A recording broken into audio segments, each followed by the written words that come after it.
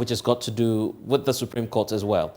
We know that the Supreme Court has set April 13 to deliver its ruling on whether or not the Assin North MP James Kwesen should be stopped from performing parliamentary duties. Cape Coast High Court in July 2021 actually nullified the election of Mr. Kwesen after it found he owed allegiance to Canada, where he filed his nomination to actually contest the seat as an MP in 2020.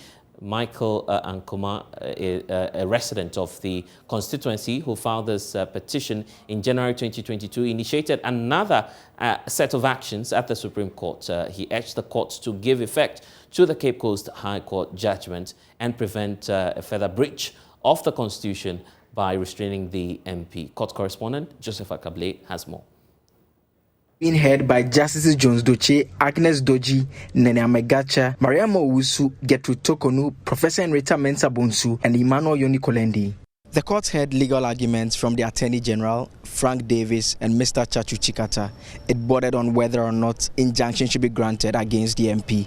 Mr. Davis and the Attorney General took the view that by virtue of the Cape Coast High Court July 2021 decision, it meant that allowing the MP to perform parliamentary duties on any day amounts to a constitutional breach.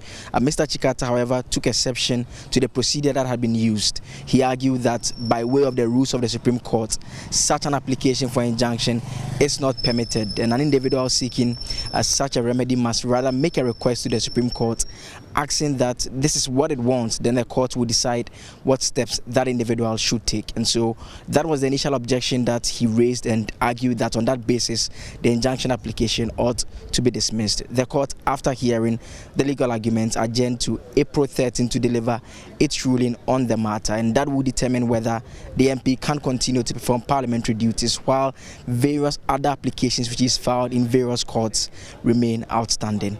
For Joy News from the Supreme Court, my name is Joseph Akable.